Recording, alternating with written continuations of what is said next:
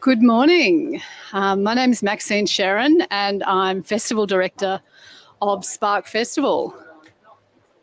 I don't think we have volume on this, yes. Yeah. I'd like to begin by acknowledging the traditional owners of the land on which we meet this morning, the Gadigal people of the Eora Nation.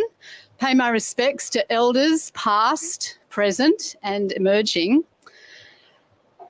Sovereignty has never been ceded, always was, always will be Aboriginal land. We support the Uluru Statement from the Heart to achieve justice, recognition and respect for First Nations people, and a referendum to enshrine a First Nations voice in the Constitution. We accept the invitation contained in the statement to walk together with Aboriginal and Torres Strait Islander people in a movement of the Australian people for a better future. Welcome to each and every person joining us here at Level 27, ACS, Australian Computer Society, and as well as online. Today we're joined by members of our ecosystem around Australia and the United States, and I thank our ambassador, the Honourable Arthur Sinodinos, for taking the time to record a short message which Murray will play now. G'day, or I should say good evening from Washington DC, and congratulations to Maria and the team for an outstanding start to this year's Spark Festival. What an incredible program you have this year. I wish I could be with you. It covers everything from nanofabrication and advances for cochlear implants to renewable energy tech for climate resilience and photonics. The Spark Festival is all about bringing together everything that's best about Australian talent and ingenuity. It's driven by a passionate, energised community of startups, investors, SMEs, corporations and investors who know the value of Aussie innovation. The festival's support and guidance for entrepreneurs is outstanding, and I congratulate you all for the work you do in nurturing brilliant ideas and supporting them to be brought to the markets that are waiting for them. It's been a source of great pride for me in my time in the United States to see so many Aussie companies and individuals showcasing our nation's incredible commitment to innovation and our amazing talent. This especially shone in the last couple of years when the pandemic and conflicts around the world have caused acute supply chain issues. Time and again, Australian companies have stepped up with solutions to global problems. We are a formidable agent of change, as are all of you who are here to share your wisdom on how to support Australian entrepreneurs and promote Aussie expertise and ingenuity. Tonight, you'll be hosted by the wonderful Maria MacNamara, who really is at the heart of this ecosystem, who will be in conversation with the man who has the best job in government, Ed Husic, the Minister for Industry and Science. I know from my own time in this portfolio the joy and privilege of engaging daily with Australia's passionate and talented innovators and entrepreneurs. Because of you, Australia is highly regarded on the global innovation stage, and the markets you have already created are hungry for more of the best that Australia has to offer. So to Maria and Ed, I'm sure you're going to have a stimulating and inspiring discussion. And best wishes for the rest of the Spark Festival. Thanks for the opportunity. Thank you, Ambassador. As the Ambassador mentioned, Spark Festival is a grassroots festival and that works best when our ecosystem comes together and ignites. The 2022 program has about 150 events spread all over Australia over 15 days. We've got events here in Sydney, Melbourne, Adelaide, and as far-flung places as Goondiwindi. Today's Fireside Chat brings together two people who care deeply about what happens to our ecosystem, Minister Ed Husic and Maria MacNamara. Now, to introduce the Minister and Maria, I welcome the New South Wales Chair of the Australian Computer Society, Helen McHugh. Thank you. This isn't working, is it? It is for that. Oh, it is for that. Okay, cool. So then we need to keep going. Okay. Okay, thank you everyone for joining. Helen, you may want to step back just because the... Oh, sorry. We're trying to give you the most flattering perspective. Thank you. Okay. Thank you everyone for coming, for joining us this morning at the Sydney Hub. I'm delighted to welcome Ed Husic and Maria MacNamara, and all of you and the SparkFest people. To start with, ACS would also like to acknowledge the Gadigal people of the Eora Nation, as well as the traditional custodians of all the lands from which we join, because we're outside. We pay our respects to the elders past, present and emerging, and extend that respect to other Indigenous Australians present. Okay, first, just quickly, who am I? I am the ACS New South Wales branch chair and a member of their national board. I've been in the industry for a long time and seen it transform many times, right? This transformation of the startup ecosystem is producing so many opportunities, and it is exciting for us all to be part of it. And then I got suggested that I should just suggest that I am I am the daughter of one of the founders of this industry and worked on CIRAC. Oh, nice. Gotcha. Very good. Okay, so some housekeeping. Sorry, I should have said that before. Housekeeping, we're on level 25. Toilets are located around to the right there. And in a case of emergency, exits are located at either end of the major corridor. Okay, so to introduce Ed. Ed probably doesn't need any introduction for us here today. He's been one of the Australian politicians greatly championing the tech sector in recent times, and he has been a great supporter of SparkFest, ACS, and our innovation labs in Brisbane, Sydney and Melbourne. We are delighted that he is now appointed as the Minister for Science and Technology by the Albanese government, and his announcements around free TAFE places and review of diversity in industry supporting programs and his ongoing commitment to the events that like this show us enthusiasm as well as well deserved. Okay, and he is a rock star in this industry. Thank you very much. I didn't write that. No, I did. And the other rock star is Maria. Much bigger rock star. She's a much bigger rock star.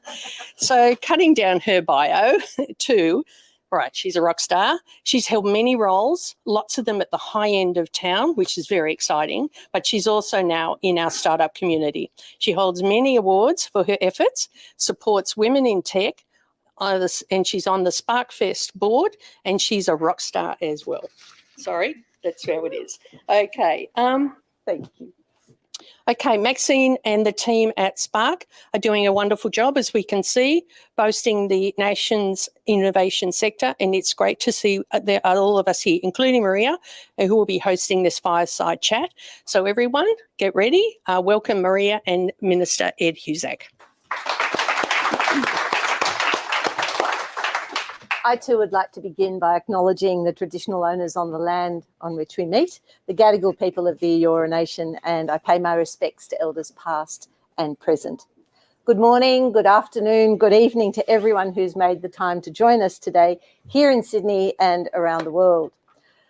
I was asked whether we'd have any issues drawing a crowd given the invitations were only extended last week, and the short answer was no. The Minister for Industry and Science, like the one in that video, has taken the time and the trouble to build deep relationships with our ecosystem and across our diaspora for at least the last 10 years that I know. And at this point, I want to stop and acknowledge the efforts of Anne-Marie Elias, who's done the most remarkable job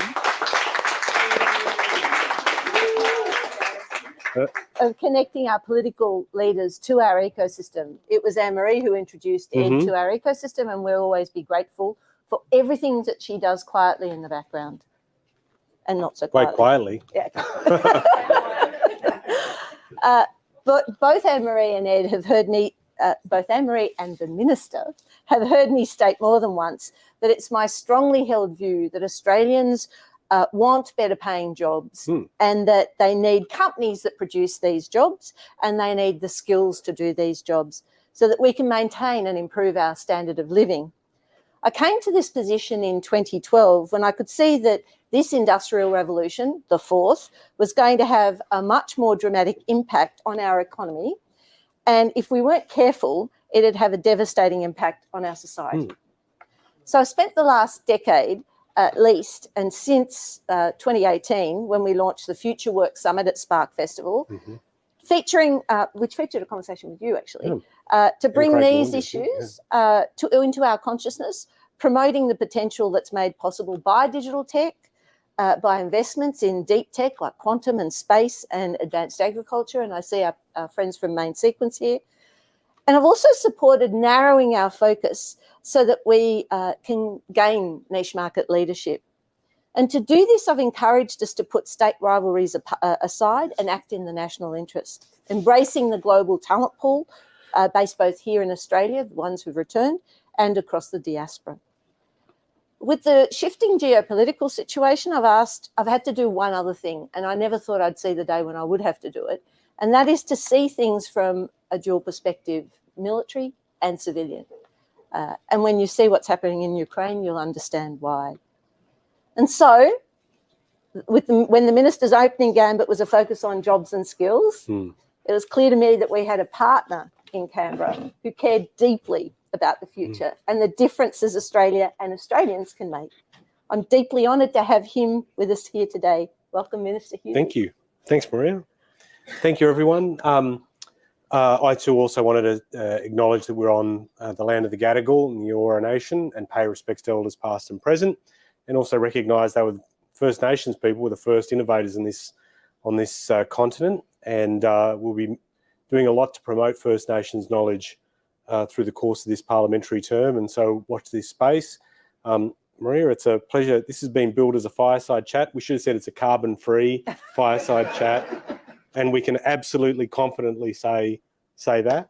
I was very keen to do this, and thank you to ACS for not only hosting this, but to ACS, if I can, that have championed as well over many years the value of us investing in skill, in people, to drive what they believe in their minds are great ideas and that then turn into great ideas and great firms. So thank you for that.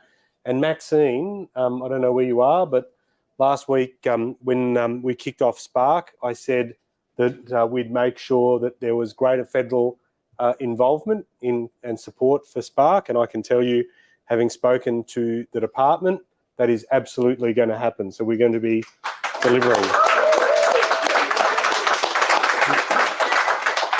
And I know I've let down my class of my vocation by actually following through on a promise rather than just making it.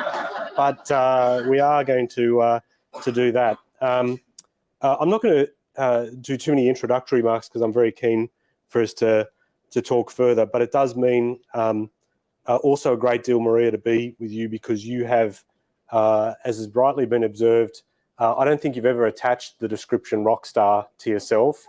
Don't know how many AC/DC T-shirts you have, but you have been. I don't do T-shirts. Yes, well, what you do, and you do very well, is you care deeply about this community and promote it not just here but abroad. And it is good to be able to sit with you, but also to, in this audience, acknowledge my deep respect for what you have achieved. So thank you very much for that. Thank you. And you've done so across, and the other thing is too, you've done so across political parties. You've not cared about the political colour. What you've cared about is making sure, rightly, because it's a big job that parliamentarians get across this, and that we design policy in a way that supports the ambitions. And there are a lot of you here that have made your careers in this space, but have done so because you've wanted to pursue an ambition, rightly, that you've saw that the country can do a lot better. And we need that work to continue. And we need you to keep pushing us. Because it is important work, and the important work is hard work. It's not easy to get through, but it is vital for us longer term. So that's very, very important. I saw some of that ambition last week. I visited a place that processes gold, and I was at Pallion last week, and I held $1 million for the first and last time in my hand. And as I held it out to the cameras, that lot of, I didn't drop it. With your white gloves. With the white gloves, yes. I was wondering how long I'd get away before the arms started shaking on the cameras as they were all focused on me. The reason I mention them, not only because I held $1 million in my hand, and I'll keep saying that, is they do all that work here, and they are world leaders in the work that they do. They do it out of Marrickville. and they said they had like 23 different sites through Marrickville that they do work, so they spread it all out. 300 employees just at the one site we saw, and they're doing a lot of the, they're creating obviously a market for the extraction of gold. They earn a lot of export dollars, but they're constantly refining what they're doing, and they've automated now a lot of their process, but still put people on, which for a lot of you here, you've had to deal with, I know, in your own way, people being concerned about automation and wondering what it does for jobs. Yet yourselves, what I've seen, what's happening out at Pallion has shown that automation actually does this great thing of improving the way a company works, so it builds stronger foundations longer term, but it gives an opportunity to skill people up as well. That's the big thing, the investment in skill, and that's why I acknowledged ACS early on, because of the fact that it's that investment in human capital, very vital longer term. They, as a result of their automation and all the work that they've done to invest in people, they can create $42 million of value in an hour. And they actually every year make the Melbourne Cup. So I got to hold the 2022 Melbourne Cup as well in the white gloves so that I didn't stain it. But it's really good work. And it's the stuff that we do need to think. I am conscious too that when we talk about this, we're talking about trying to change the economic complexity of the nation, because we've made a heck of a lot of money out of resources. The value add's really important. And the next chapter of that will be, can we actually do a major leap on value add in manufacturing our own batteries here when we've got all the critical minerals and rare earths? So we're really going with gusto on that and pushing a lot there. It is going to be a big challenge to improve our economic complexity, which seems to be going in the wrong direction and has for some time. So being able to change that, and we'll talk about that today, no doubt. And some of the other things that we've been doing to try and deal with the skill shortages that exist that have really held back, I think, the potential of the sector being fulfilled. And there are a number of things we've announced in a short space of time as a new government that we want to do there. But also on some of the other things too, the emerging, you mentioned CIRAC earlier, and I said last week, it really burns me that we were there were a handful of countries in the 40s that built their own computer, and we were one of them at a time where no one thought it was possible. And we put it to work, bearing in mind today is the anniversary of kicking off the Snowy Mountains scheme. The work commenced, and this computer helped in some of the thinking and the development of the Snowy Mountains scheme. And then we just let all that capability go. And so I said to you earlier, what I've been grateful for is the fact that you've got high ambitions for the nation. And we need to do that because at various points, at these inflection points, that ambition has not been there to sustain us to make world-leading investments that would have transformed the world, and we would have been at the epicenter. So that's why some of the other things we're doing are really important too. So look, I won't rabbit on like politicians tend to. I'm happy to rabbit on in the answers to your questions. But again, it's a great opportunity to be here for this chat. It's wonderful. And you talked about the economic complexity. So the Harvard Atlas of Economic Complexity that the Minister referred to is used to understand a country's economic dynamics and new growth opportunities. And it's based on the view that economic development needs the accumulation of productive knowledge and its use in complex industries. So in the most recent survey found Australia dropped to number 91 from 55 in 1995. Let me just put that in context. Japan's number 1, New Zealand's number 53, Bosnia-Herzegovina is 36, and Australia sits above Namibia and Bangladesh. For a country that produced one of the countries that produced the first computer. So it clearly worries you that this obviously is of concern to you. What has to happen with product development in Australia, and why isn't it happening? I think a number of things do need to occur. I mean, that complexity, you'll have people who will quickly point out that the fact that we've had resources and agriculture dominate in terms of that matrix, there's been a lot of income, national income that's been generated, and that's absolutely true. But the challenge or the question is how long? How long will that continue? And there are parts of the country, Maria, that are thinking ahead that you wouldn't necessarily expect would be asking themselves these questions. But if you go to WA, there's a big active discussion framed around the question, what's next? They have made enormous amounts of money, royalties out of resources, but they're also going, well, what's next? What do we do?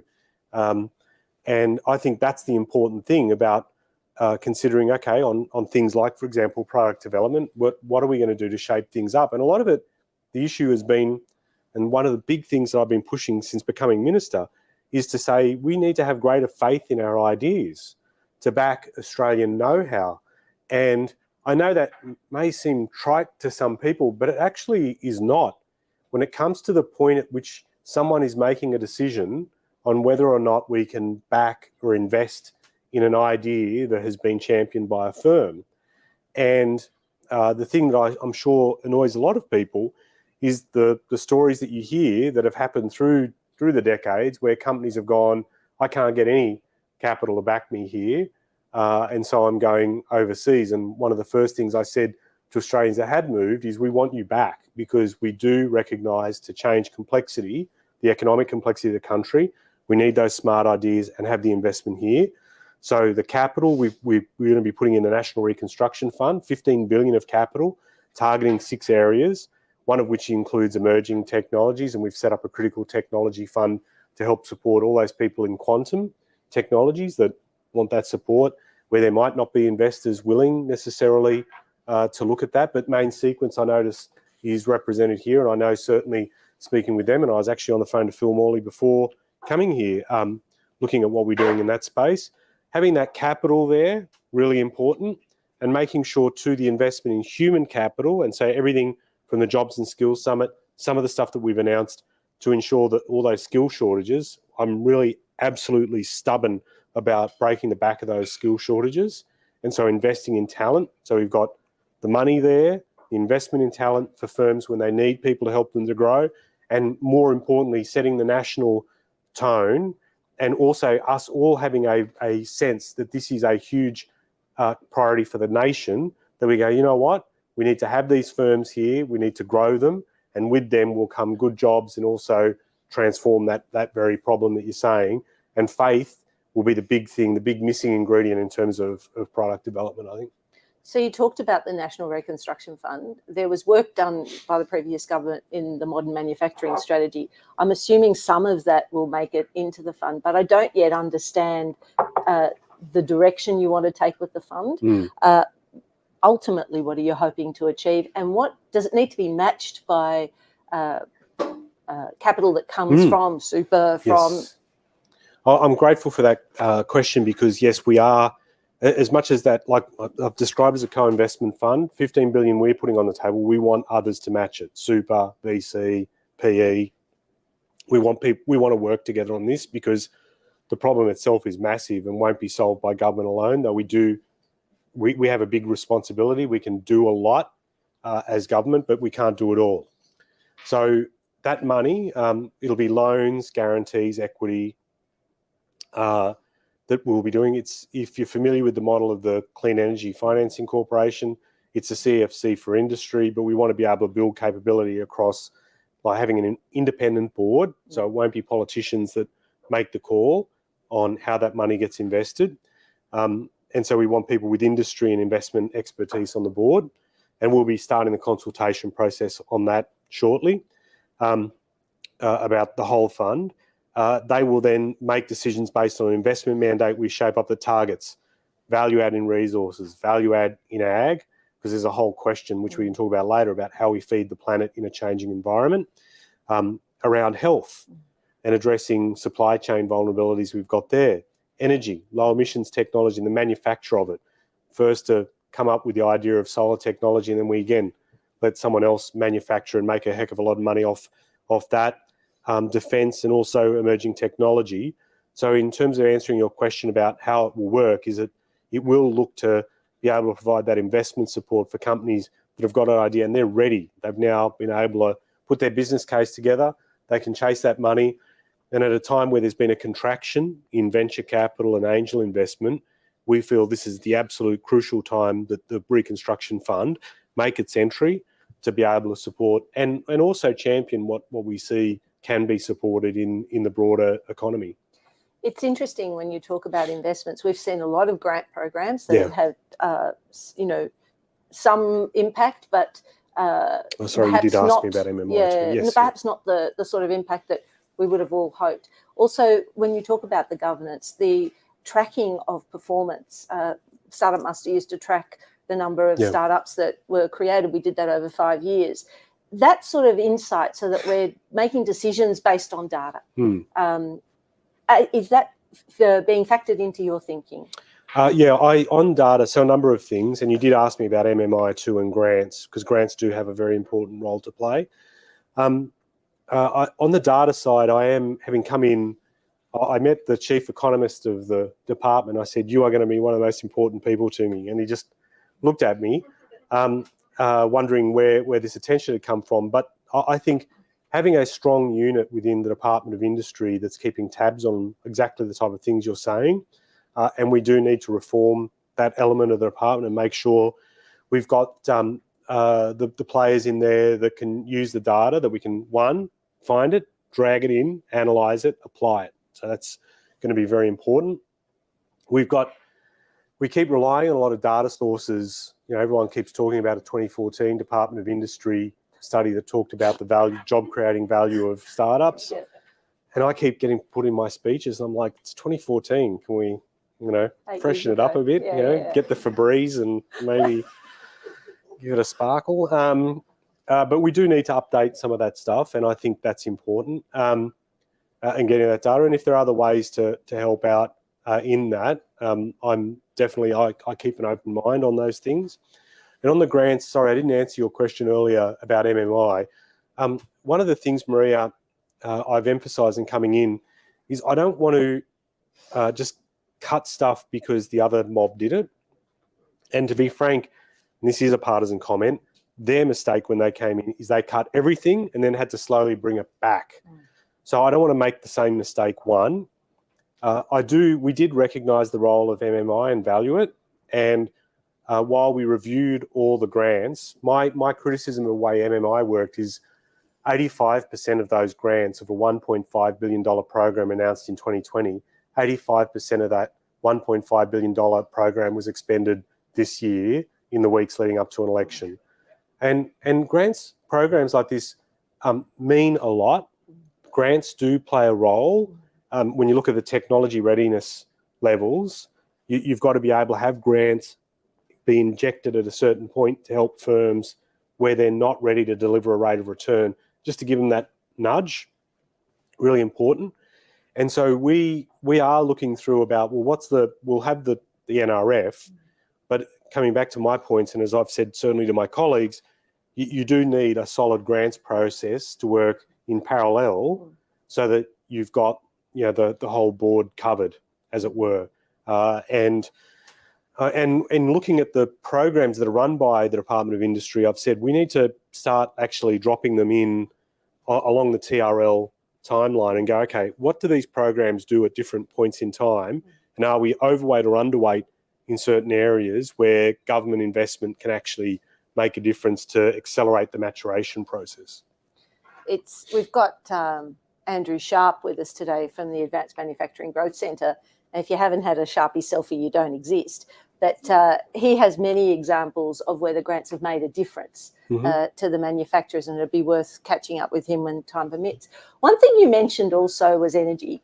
And I think we're all now fairly well accustomed to the fact that nothing works without the energy flow, and that we want to exit coal. We want hopefully to transition through gas until we have sufficient sustainable energy, and we can then have a clean green solution. I think in a recent speech, Andrew Liveris made the observation that we're heading towards some fairly choppy economic climate. He used more robust words than I'm prepared to. But I guess the question is, what are you looking for from our ecosystem? Because we're talking critical minerals, but they have, unless there's a circular economy around those, we're creating a new mess. So have you given some thought to how you want to engage and what you're looking for from our ecosystem? Well, from the ecosystem, one of the big things that you do and do well is you look at a problem, you attack problems and you find solutions. And the biggest problem we've got is decarbonisation and finding ways to have everyone pitch in, because big companies will be important in that process, but there are a lot of others that can play a role, and particularly helping other smaller or medium enterprises in our economy work out the role they can play. Because I think there is a lot of goodwill now. People do want to play their part. How they can do it is the question that remains unanswered for many. We are, as a government, incoming government, we've said we need to get to net zero. We've committed to that. We need to cut emissions by 43% by 2030. We've said we want to do that, and we do want to put in the investments to ensure locally that we've got that supported that activity as well, and being able to get a lot of that work done across government and all the arms of government. And in the industry, I think there are a lot that can play a role. CSIRO, a lot of the others can play a big role in helping open the pathways for others to go, okay, we can show new ways of getting things done quicker. And the NRF has made energy and low emissions technology a priority. So there is stuff there. But we, we'll also look at developing, for example, industry plans through changes to government procurement to make that happen. Sorry, I'll just have a quick... I must be talking too much. Keep going. So we've announced some government procurement reforms that we want to engage in to open up government contracts to particularly SMEs. But as part of that, in setting up a Future Made in Australia office within finance that's will be joined by people from industry plans that look at, well, how do we actually use government procurement to leverage some good outcomes? And on energy, we've also announced we're going to do a hell of a lot of offshore wind generation or wind energy generation. That can open up huge opportunity for Australian industry to be involved in the construction, maintenance, the transmission work that gets done. And if we also pair it up with some thinking around green steel, because there'll be a lot of steel in there, that will open up other industry sectors to get them thinking too about what they can contribute to decarbonisation so they can get a snare, a big part of a growing market. So there's that. And the other thing is too, some of our power purchase agreements, and we had local producers of wind turbines that missed out on federal projects simply because our power purchase agreements did not have a content requirement in them. Whereas state governments do this as a matter of course. And so there were firms that missed out. And one of the things that really jarred for me was going to Whyalla to see the steelworks there. And they've opened up their port. And now people can use that port for the delivery of items. And seeing this massive ship come in with the wind tower pylons that were they were imported. Everything was imported to be used there locally. And it just breaks your heart because, if we mobilise industry, we can not only create economic value here, but we can do something positive in terms of emissions reduction and change the way we generate energy. And so you do need to lean into some of that stuff, I think. I think when you made the observation that if you mine it here, you can make it here, you nailed it in that regard. And I think managing that transition so that we don't end up with, so that industry has enough gas and other fuel sources in order to function without the prices being too high is important as well. It takes us to the question of revenue. And at the latest revenue summit that the Australia Institute held in Canberra, Rod Sims made the observation that we shouldn't call it the revenue summit. We should call it what do we want Australia to be summit. And his view was that if we could answer that question, we could then prioritise our investments. There was a lot of discussion about, what you'd cut and what you'd spend, but there was nothing about digital transformation.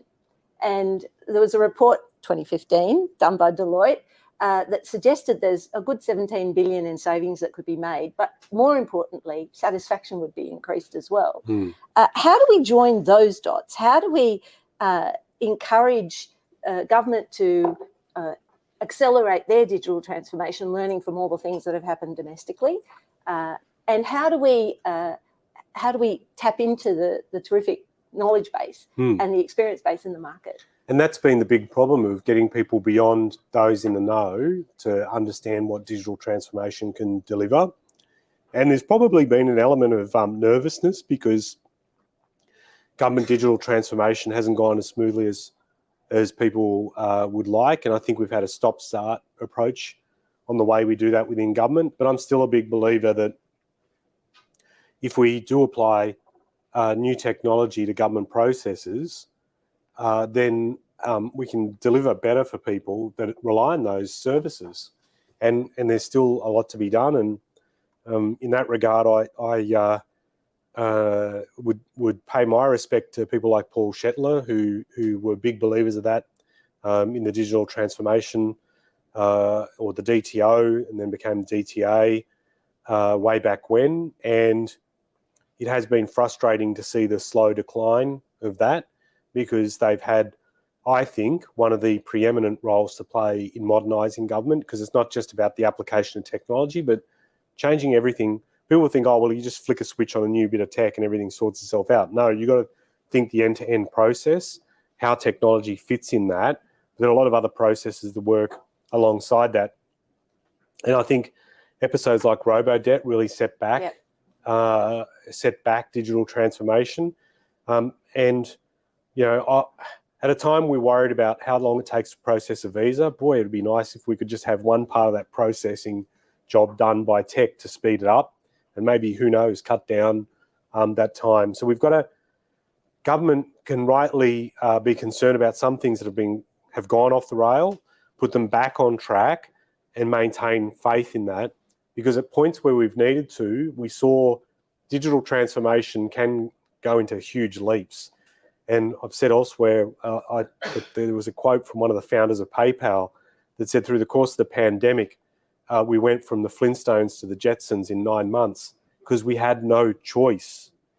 Now, we shouldn't have, while it's good we've done that, do we have to really wait for a global pandemic to embrace that? And I do make the case to colleagues that, you know, things like, for example, we hold so much data, but how do we use it? Again, there'll be people that'll shy away because of the Optus situation, but that's actually the point at which we should learn and not. Like, that's not a point to go, well, there's nothing to do with data because it's too dangerous. No, there's a lot to do, but we've got to do it right. That's the important thing. And that's the right lesson to learn out of that. And so, yeah, it is going to be important across government. And I've got sort of responsibility for digital economy and tech issues in government. And it's certainly something I vocally say without breaching any law, that, well, what I say about in cabinet, but certainly what I say in cabinet, what I say outside of cabinet, what I say to you, what I say to people outside. We've got to embrace this. Other countries get it. We shouldn't be left behind. So your role in cabinet is fairly important because industry sits at the heart of so many decisions. And your job in connecting up all the conversations are critical. In this conversation, we also have to transform many small to medium enterprises, many large organisations that are taking their time, upgrading their systems, modernising their systems. What do you think we might need to do to encourage them to move faster? Because nothing has worked to date. That is a tough question to answer, because it's not, you're trying to overcome attitude, and attitude's you've got to be able to change those. And I think talking up the examples that work well in the economy to be able to counter the bad ones that people have shied or sort of taken a step back from, that's going to be really important. And again, this is part of the reason why I say, like, I want to be able to champion Australian ideas and to find those examples, because the more we see that, the better it is. And I've said to other, you know, at that place, the gold refinery manufacturers, we got a chance to speak to the workforce. And I said in my comments to them all, we've tended not to talk ourselves up because we think we're, if you don't mind the vernacular, up ourselves. But if there's any time for us to strut, it's now, to get a bit of a swagger to us.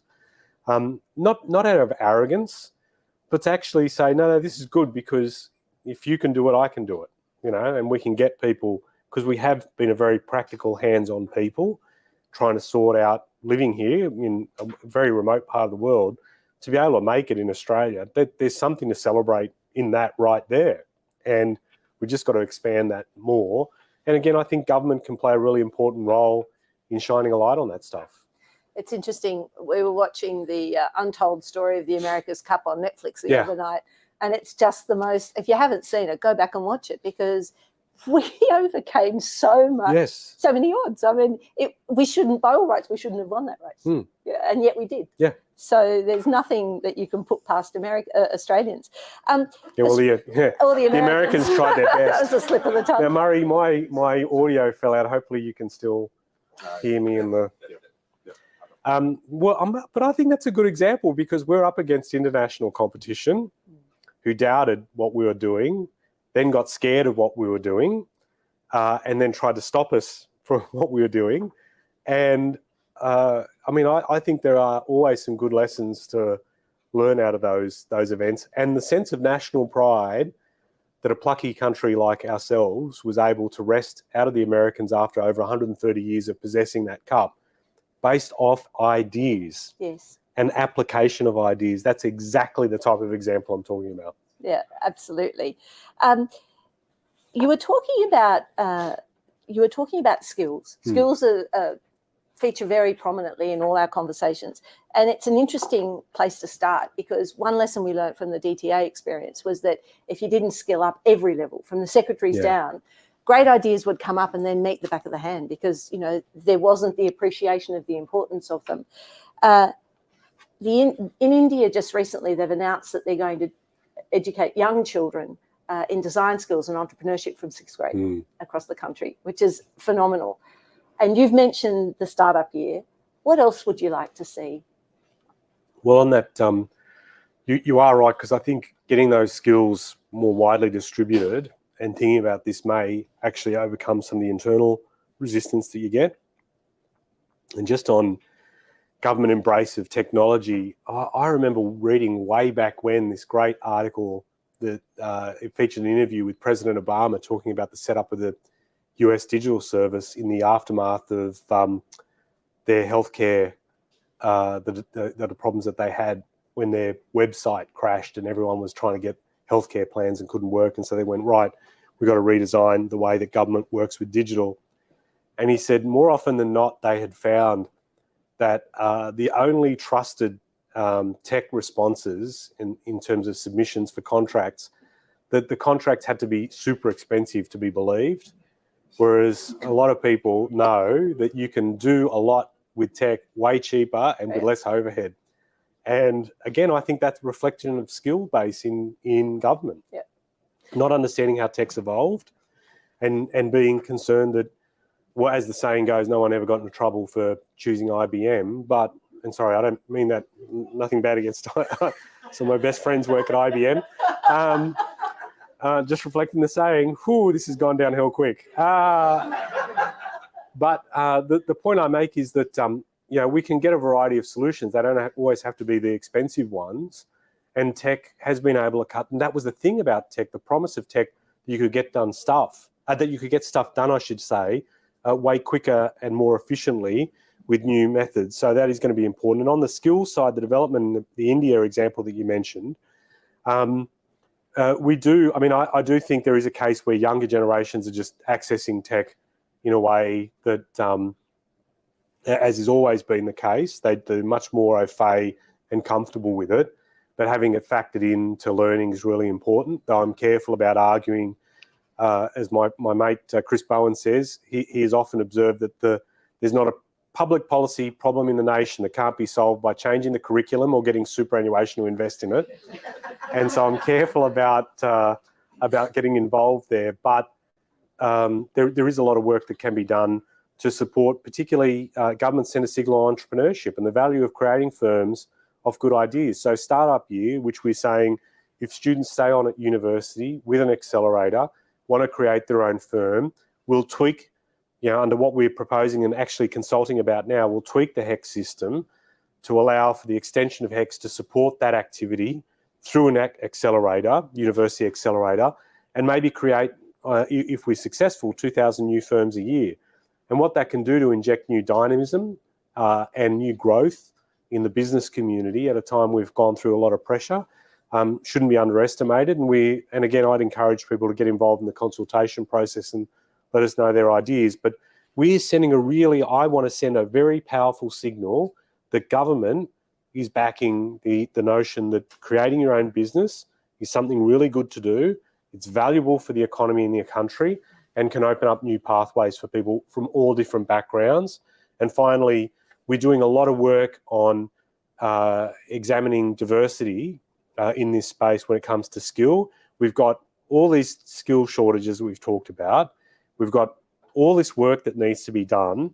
And yet we haven't really, I think, been as energetic calling up from all corners of the community, people of different backgrounds, to get involved and to get them from the outer suburbs, from the regions, people of different backgrounds, genders, migrant, disabled, everyone being involved. We haven't got a moment to lose, and we haven't got a moment to turn our noses up at people and go, well, they're not, the people we would traditionally hire. Well, no, you've got a job to do, and we're going to be there to work with you, but you've got to overcome your own hurdles as well. I think that's a fabulous place to stop this part of the conversation and invite questions. Maxine has the microphone, so she'll come to you. But we have had some questions sent in already. Mm-hmm. And Colin from Lendlease sent us a question about AR and VR technologies being used to help mentoring across multiple sites, including by companies like InDigital, for example. Yep. What do you think is the future of use of technology to help train and upskill? I think when it comes to AR and VR space, I think a lot of companies have been thinking through how they can use that technology and integrate it in their processes. I've seen that over many years. I remember visiting GE on the west coast of the States, and they took me on a tour of their premises, and they got to one point, and there were all these Xbox controllers and VR sets in the middle of the office, and I was thinking, okay, they've really loosened up here at GE. But what they were doing is they were using, they were trialing the use of VR with, and then had paired up the controllers to be able to help guide field-based repair crews if they'd gone out to a site where an asset had faulted, and that they could both in the control room and out in the field synchronise what way something should work. And they were using the controllers to help be able to direct view and focus and all that type of stuff. And so they're thinking laterally about using technologies that are available and applying them to new processes. And I think in that case, using that more and more will be important. And I think that's why having the platform infrastructure is important, because having the broadband, the capability to access it either mobile, landline, whatever, and having a national network is really important. I'm not doing a plug for the national broadband network, but it does say to me that having everything joined up is really important. And if firms are prepared to think laterally, making sure that's there for that point when they're ready to make the leap is crucial. Liz Jakubowski sent a note in, and she asks that... she could have yelled it out from there. She could have. Will you ask the question? Hey, Liz. So Liz has Here's one that Liz prepared earlier. Given one of the key blockers to growing new industries is not having the right skills or talent, what do you consider to be the most practical, immediate thing all Australian federal and state governments should do to address this, and how do we all make it happen? We've covered a lot of that already, but is there anything specifically that you haven't mentioned that you wanted to? So there are some, from a policy perspective, we've done some things, particularly coming out of Jobs and Skills Summit. We announced the establishment of a digital and tech compact to try and find practical ways to get people trained up, and particularly young people, getting them in. So exploring, for instance, the use of digital apprenticeships and having kids while they're at school do their schooling, but also placement, work placement, and with firms where they can learn at school and on the job as well. So we'll start that process of going, well, how do we shape that up? How do we get other pathways? Universities will play an important role, obviously, but we need to widen the talent pipeline And looking at, we've, for example, announced 465,000 TAFE fee-free places. So we remove the fees so they may not necessarily act as a disincentive and get people in there as well. And the investments we've said, what we want to do on government infrastructure projects, and I think we need to broaden this out more widely on digital, is every 1 in 10 workers for a firm that's been engaged in a government project should be an apprentice. And I think we can absolutely do that in the tech space as well. So there's some practical things that we want to look at in terms of that. And we're also looking at bringing people in the short term and freeing up, some of the constraints we've had on bringing people in post-pandemic. Understandably, the borders were shut, but now's the time to try and attract talent. And it brings me to the final point.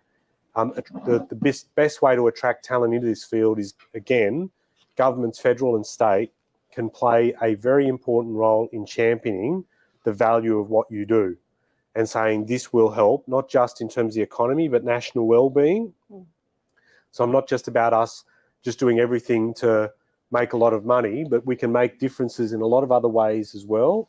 And thinking through some of the hard to fix, and you mentioned Anne-Marie's, for example, why don't we start to problem solve in the areas of aged care? We've got so much stuff that we could do there to make people's lives better and the quality of life better, not just for the people going through it, but the families that are supporting them as well. So I do think, government saying, look, can we get young people with tech and pairing that up with problem solving skills and others to look at what can we do to create enterprises that can be put to work in that way, and say as government, this is really, really important to the nation. And I think that leadership role has been missing for a while, and we certainly, I don't want us to miss and lose the opportunity. I think the social issues need attention. Yeah. I mean, the level of inequality and poverty is now at a stage where it's embarrassing and horrid for those that are in it, with over 3.13 million under the poverty line and 700,000 of those children. I think that's a problem that this ecosystem can embrace and can help. Yeah. But we have a question here from Anne-Marie. Minister, I just want to go back to the skills, right? Underutilised skills. We have got the most qualified Uber drivers and taxi drivers and factory workers. In fact, I'm going to go back to 1970s when my mum and my stepfather, along with the Ethnic Communities Council, set up the Overseas Trained Doctors and Engineers and Lawyers Association, 1970s. Okay?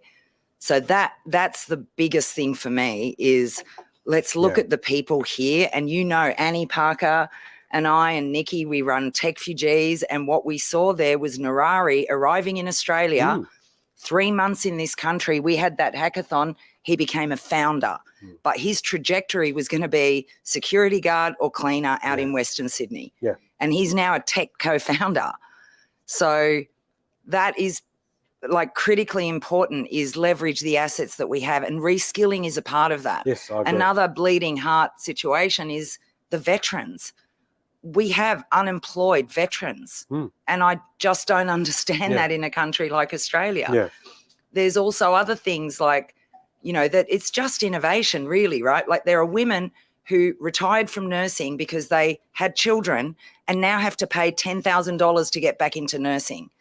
Yet at my mother's nursing home, most of the nurses there do not speak English.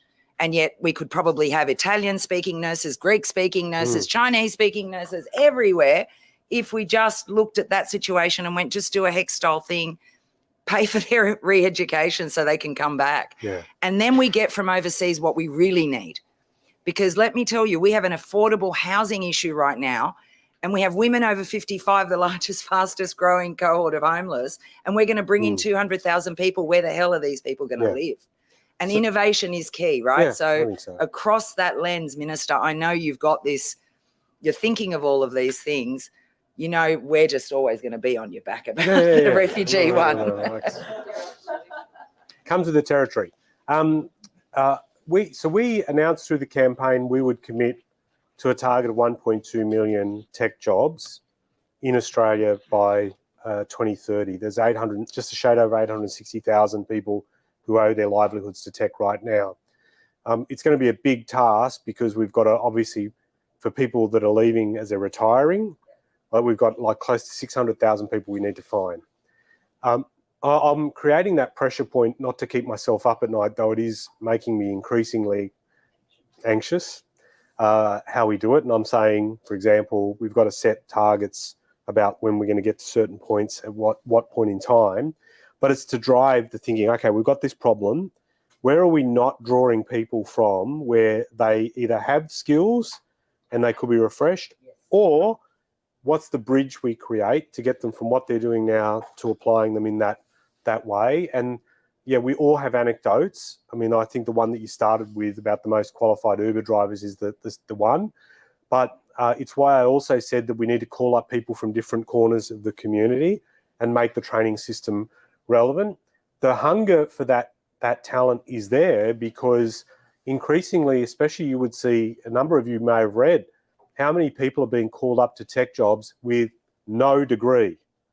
They have no degree, no background. They can demonstrate their capability because they're self-taught, and because firms just need talent, they're bringing them up. Now, I'm not saying that is a public policy solution we should scale up, but it's telling you the demand is so high that a lot of the stuff where we are just missing opportunities in investing in people and finding the way to do it's important. Government's got a bit of a role to play in rethinking some of this approach too. We rightly are very proud of the public TAFE system, and that is something we should be investing in. But there are a lot of players outside the public TAFE system in vocational education where we can basically, we want to conscript them to the cause too, to help skill people up. And I think having a sense of national urgency around this, the target is there. We've got, clearly something we've got to work towards. And now we've got to break down some attitude. And that's what I was referring to earlier, the sort of view that, well, if you didn't come from this traditional pathway, we're not going to hire you. I just don't think that's a luxury that is now outdated. We can't afford that. We've got skill. That is the new frontier where we've got to be able to have people capable and put to use in transforming the economy as part of a broader ambition to improve the economic complexity of the nation too. We've got Graham Fryer here from the Bendigo Kangan Institute, who's come up from Melbourne, and I hope family and friends are well, given the floods that are taking place in Melbourne. Melbourne were okay, but in our Bendigo and Chuka campuses, it's a bit more stressful. Yeah, no, totally understand. So, did you have a question that you want? Actually, sorry to present that question. I'll pass it straight back. I'll come back, I promise, Joe. I was really interested in that last comment you made, Minister, about seeking people from different backgrounds and so forth. One of the things that we're hearing, and we've got a campus in Cremorne that used to be all industrial and so forth, and we're now transforming that into a digital campus. And of course, in Cremorne, we've got Seek, MYOB, all of those big digital companies, and a huge entrepreneurial startup ecosystem there as well. What the employers are telling us is exactly what you just said. They can't afford to wait 3 or 4 years for a university degree. So we've got together with them to develop a traineeship where basically they come in with us, get 12 weeks of basic training on whatever tech stack the employers want us to. We go through a recruitment process to get them in so that we know that they can be employable. They go into the employers for another 3 months, then come back to us. And we do that over a 2-year period. So my question to you in that sense is, can government assist to grow the traineeship model and micro-credential model rather than rely on the more traditional 3-4 year degree and, as you say, the traditional sort of background for skills? Well, some governments are conscious of this, and they're doing some things that would seem exceptionally remarkable to us. I was in Indonesia in June talking with their education minister, and they are redefining what is classified as a university simply so they can get more people in, get them qualified and get them out into the economy. They've got huge numbers of young people they need to train up, and they know they could have a huge opportunity in longer term employment in this arena. And so I'm not saying I'm not advocating we redefine what a university is, but I'm highlighting the point that some countries are going, well, what do we do laterally to get people up? Because I am, as I've said before, and as you've observed from my comments, I'm universities have a role, but we just, for what we need right now, it'll take too long. So we've got to mobilise really quickly. And we've talked a lot around micro-credentialing now, I think for the best part of 5 or 6 years, and yet we really haven't, where have we got to on the recognition? I mean, I think we're making some headway, but we've got opportunities to do more. So we do need to do that. And I'm certainly working in the TAFE. And I think there are now employers are recognising that when it comes to TAFE, it is a trusted partner more and more to deliver those skills. I've visited some of the campuses where people are being trained up on really high need areas like cyber security. But the costs of those for individuals are really, really hard. And that's why I'm not necessarily, I get the HEX model has worked in universities, but I'm not necessarily, if I can be direct across the line on TAFE, just because it's, you look at the income levels of the people background, you've got to make it, work. You've got to do a lot to make that system work. So if we can do with TAFE, help in that regard will be great. But again, when I mentioned some of the private providers as well, and I'm a big believer in terms of a public TAFE, and I will till the day I die, I just look at how much work we've got to do in investing in training. And, there are some that are international and local and doing online training and helping people get those skills. We've got to be able to, call those out, say, yep, that's something worth looking at and supporting. I was at Google last week where they're working with Coursera on Google skills certificates, and they've launched some of that stuff last week. And there could be a lot more that others can do as well to help out. But that demand is, I don't think there's an appreciation in government about how big the demand is. But there is opportunity for people. We are going to be consulting on what we can do on the skills side of things. So if you've got views, when we do that, and I'll put that up on my LinkedIn page as well if people care to follow, where I will mention to people that there are opportunities for people to have their say and influence policy in this area. Thank you. It's interesting that you talk about that, because Defence is about to spend hundreds of billions of dollars over the next 30 years. 270 billion over 10. And that's just in some of the maritime stuff. The skills gap there is phenomenal. And I think we're doing it at the same time that the Americans, the Canadians, the Brits and whatnot. So we've created this question of supply and pushed up prices and increased risk. So it's a real issue for us. But we've got Joanne Cooper from World Data Exchange. Good to see you, Joanne. Yes, thank you, Minister. I'm quite excited to hear you talking about emerging platforms. I've been on quite a journey, like Ellen. I'm a second-generation entrepreneur. My father launched the first electric typewriter plant in this country. Okay. Then he introduced the first portable computer in this country. It looks like this today.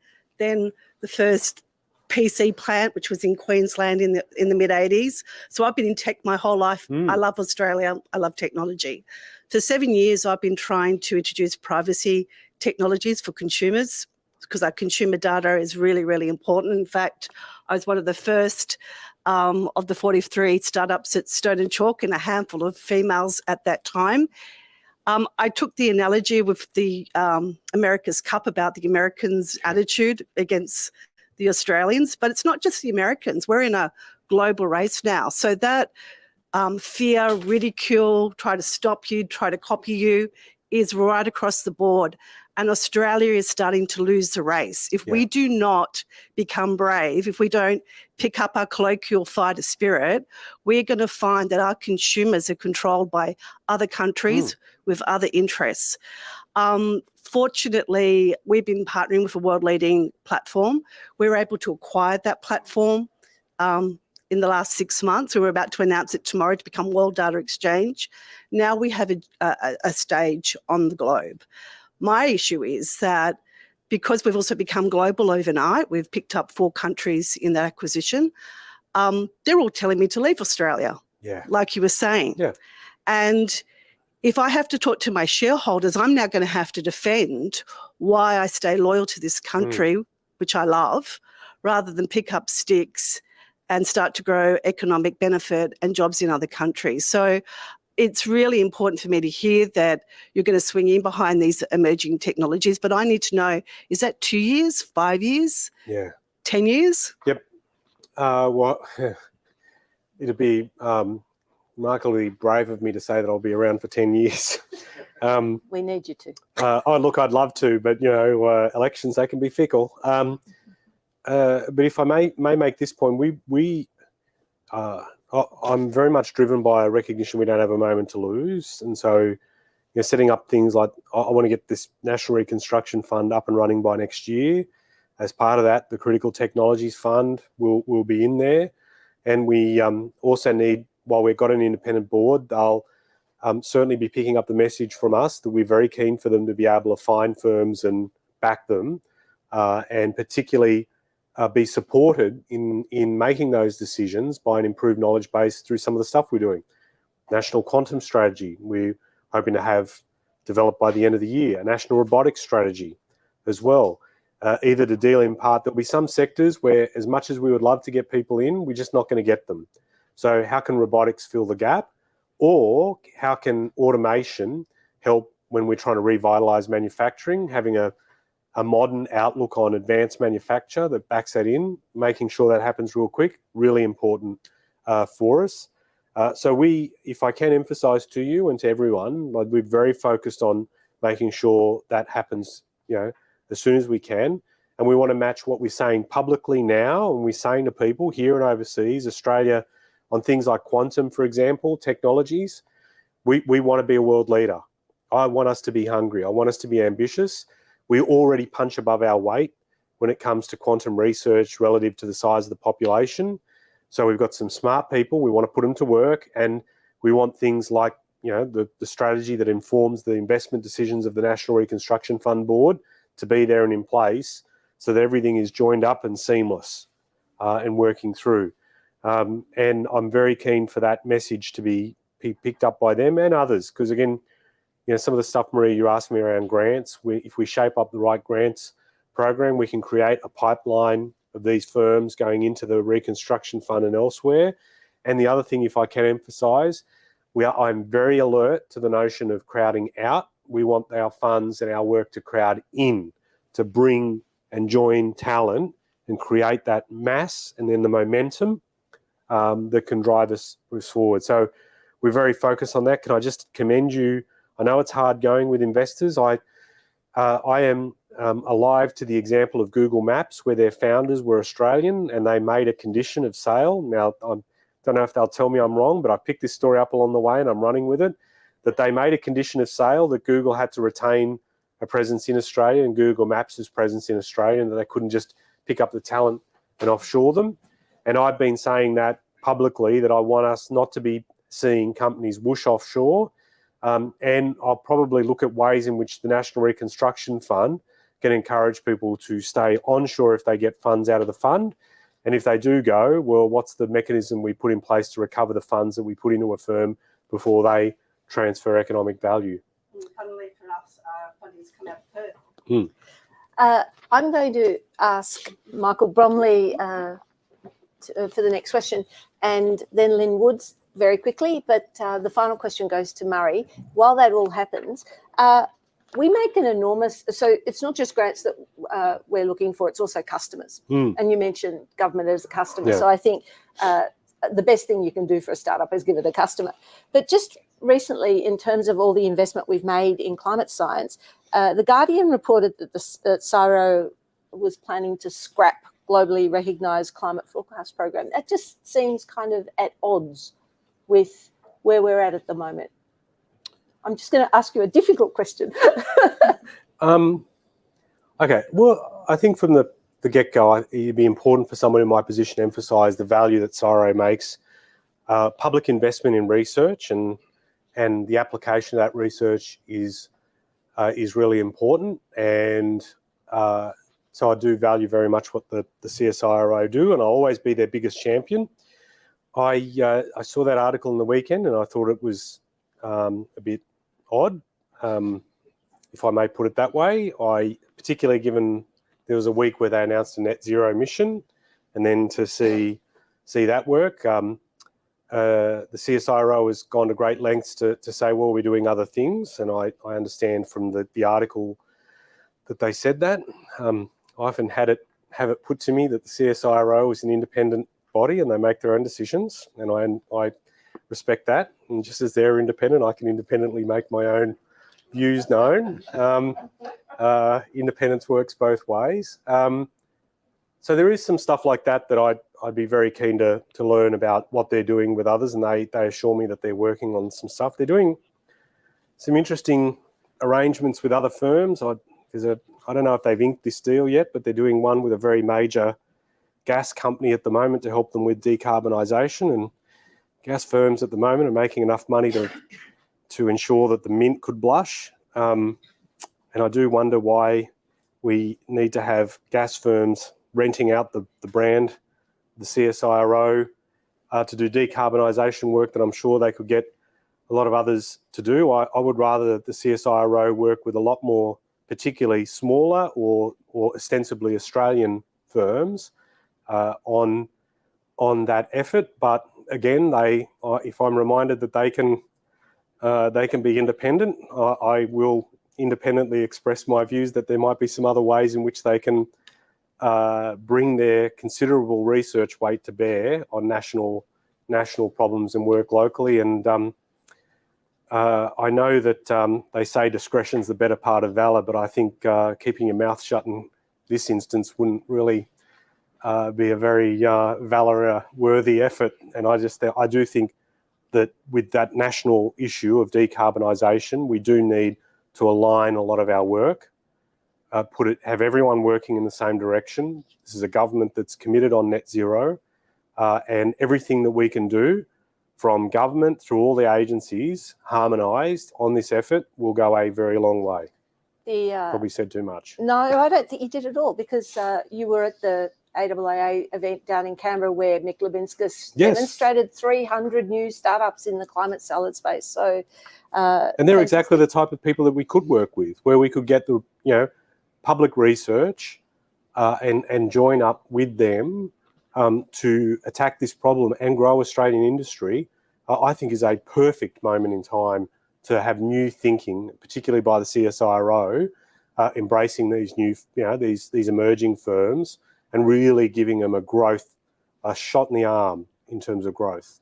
Perfect segue to Michael Bromley, the CEO at Stone & Chalk. Thanks, Maria. And thank you've been trying to get... Sorry, Michael. Michael, I'm doing my mea culpa. Michael's been wanting me to visit Stage. I will visit. It's now on camera and you've got all these witnesses. Okay, now I have to change my question.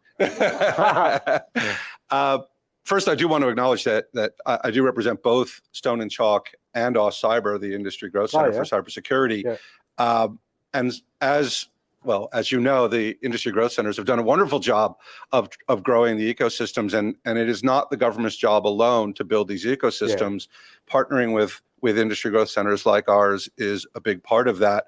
But I also do represent Stone & Chalk, and in 7 years of building out originally the fintech ecosystem and now the complete emerging tech ecosystem, we haven't taken a single dollar in federal money. So we would love to partner and work with you to help drive the growth of the ecosystems, but we're not in this alone either. I guess the question is really more around what's the plan for the government to partner with current ecosystem builders to help drive this overall ecosystem forward, because you can't do it alone, we can't do it alone, and the founders can't do it alone. Yeah, I've been really impressed with the work of the Industry Growth Centers, and they've done a lot of good work. And I'm not just saying that because you and the Advanced Manufacturing Growth Centre reps are here today. I've said this publicly. And in terms of having business lead to drive, the identification of opportunity and to have those firms that are chasing that opportunity grow and be prepared to seize that, I'm very grateful for that work, and it's why I've been looking at seeing what we can draw out of some of the reports that have been done, like the ASL Allen report into the review of the growth centres. That I've started going through that, and they've been very glowing about some of the stuff that's happened there. So I think we can do some things there. But if I may be direct with you, I don't have a direct answer on what's the future. We've extended their ability to access their funds up until June of next year, and I've got to work out what we do longer term, because the game plan was self-sufficiency. So we do need to work. So to your question about what can government do, that's something under active consideration. And I'm also not of a view that the market itself will sort this out, because the market has levered off the investments in public research on so many times. When you look at things that we take for granted now, a lot of the research has been done by public agencies and supported through the work of universities that have done groundbreaking research, and then it's a matter of the commercialisation pathway. So we've got to get the balance right to allow for private endeavour, absolutely, but to lever off a very healthy base of research. My concern is that you look at research R&D relative to GDP, we're at 1.8%. The OECD average is 3%. And so we've got to get moving on that. So first step has been to revitalise the national science priorities. So we've commenced that work and consultations begun on that. We've got to deliver it. They haven't been revitalised since 2015. We haven't had an updated national science statement since 2017. And we do need to look at what's the pathway to lift research in this country. I'm not saying about chopping and changing the RDTI, because I know that people value that and they're conscious of changes to that. But we've got to work out what's the way in which we mobilise to lift research, and how do we engage industry in that. And again, if you can take out of my earlier comments, I do see a role for both what we're doing with the Reconstruction Fund, but the role of grants as well, to help those firms where they're not really there to stand entirely solidly on their own 2 feet. Thank you. Thank you. We've run out of time, but the Minister, you'll be able to catch him on his way out. We might just get Maxine to close today. And as Maxine comes up, Murray, did you want to quickly, or you speak to the Minister on the way out, or do you want to do it now? Can I say yes, of course. I'll just say we are so lucky to have you as a country in Australia. Yes, because I was going to ask a question about the future of work and the effects of entrepreneurship on that, and the fact that firms exist because of transaction cost, and as transaction cost comes down, you end up with a large number of smaller firms, and the trend of younger people coming through places like UTS, where it's increasingly their desire to be entrepreneurs, and so there's more desire for it as well, and how that kind of changing ecosystem and the effects on the future of work is going to impact policy. But I was going to ask it not to interrogate you, but because I don't think anyone else would have a compelling answer to that question apart from you. Nobody has given as much engagement to the ecosystem as yourself. And I'm not going to draw out any longer for that. I'll pass back to Maxine, but thank you very much. Thank you. Thanks, Murray. Very nice. So this has been an incredible start to the week, and I'd like to invite everybody to thank our friend and Minister for Industry, the Honourable Ed Husic MP, for joining us today and for doing what he does best, giving us hope, opportunity and the encouragement we need to continue the rebuilding of Australia's future. And in the interest of every Australian, over to you. Thank you. Thank you very much. Thank you. So thank you, Ed. That's amazing. I have a resonance of a lot of the stories you were talking about, like Cyril and watching the brains go out. To private enterprise. I mean, sure, there's partnering, but I watched a lot of stuff go and I go, well, that's not good. I made a lot of notes, but the one big thing is trust and collaboration. Trust and collaboration. Get in there, everyone work together, and lessons learned. A failure isn't really a failure unless you don't learn something from it. Absolutely. So thank you everyone for coming. I personally want to thank my team for the New South Wales branch who pulled it all together.